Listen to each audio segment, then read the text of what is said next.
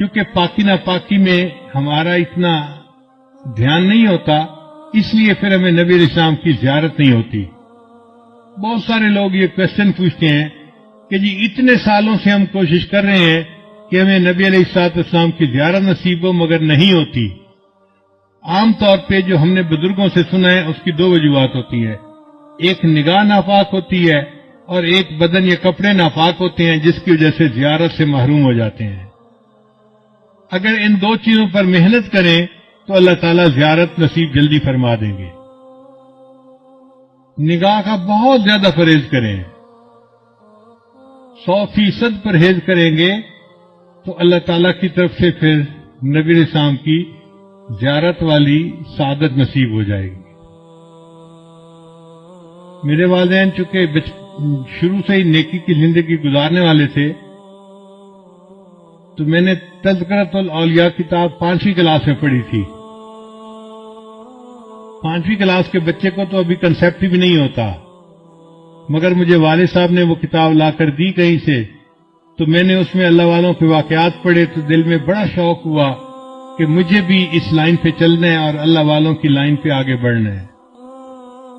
پھر اس میں ایک کتاب میں نے پڑھا کہ نگاہ کا بہت پرہیز کرنا چاہیے۔ تو چھوٹی عمر میں، ابھی میں بالغ نہیں ہوا تھا، اس عمر سے ہی نگاہ کا پرہیز شروع کر دیا۔ بہت بچتا تھا، بہت نگاہ کو بچاتا تھا، اور مجھے اس زمانے میں اپنی والدہ سے ڈانٹ بھی بہت پڑتی تھی۔ ہر دوسرے تیسرے دن کوئی محلے کی آنٹی آتی اور میری والدہ کو کہتی، تیرا بیٹا جا رہا تھا، اسے تو ہمیں سلام بھی نہیں کیا، یہ تو ہمیں اپنی خالہ ہی نہیں سمجھتا۔ اور امی مجھے بلا لیتی تھی، بیٹا تو نے اپنی خالہ کو سلام کیوں نہیں کیا؟ یہ تو میری کلاس فیلو تھی، یہ تو میری سہیلی تھی، ہم بچپن کی دوست ہیں، تم سلام تو کرتے۔ اور مجھے پتہ بھی نہیں ہوتا تھا کہ یہ آنٹی کہاں گزری تھی اور کہاں اس کو سلام کرنا تھا۔ تو میں آگے سے ایک بار کہتا تھا، امی آنٹی سے یہ پوچھو کیا میں نے اس کی طرف دیکھا تھا؟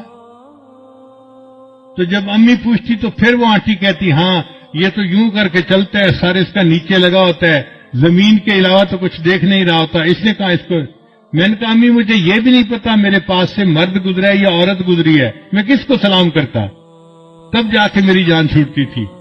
لیکن اندر اندر مجھے بہت غصہ آتا تھا ان آنٹیوں پہ، سارا محلہ خالہ بنا ہوا ہے، سارا محلہ آنٹی بنا ہوا ہے، اور بس ان کو سلام ہی کرو چلتے ہوئے۔ لیکن نگاہ کی اتنی حفاظت کا بہت فائدہ ہوا۔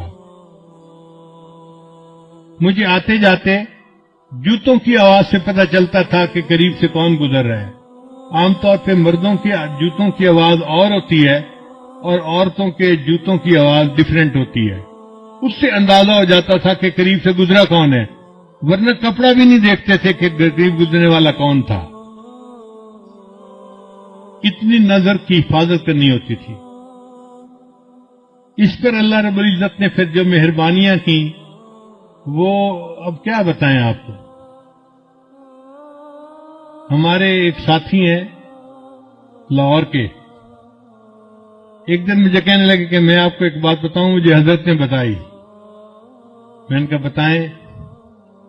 کہنے لگے کہ حضرت نے مجھے بتایا کہ دیکھو اس وقت آپ کسی مسجد میں کھڑے تھے، آپ کی طرف اشارہ کر کے حضرت نے کہا کہ اس بچے کو اس وقت 100 سے زیادہ مرتبہ نبی علیہ السلام کی زیارت ہو چکی ہے۔ میں سن کے حیران ہو گیا، اور حیرت مجھے اس کی تھی کہ پتہ اس کو کیسے چلا۔ اس نے کہا جی کہ مجھے حضرت نے یہ بات بتائی تھی، شیخ نے یہ بات بتائی تھی۔ تو نگاہ کی حفاظت کا پھر یہ فائدہ ہوا کہ اللہ تعالیٰ نے 30 سال کی عمر سے پہلے 100 سے زیادہ مرتبہ نبی السلام کی زیارت نصیب فرما دی۔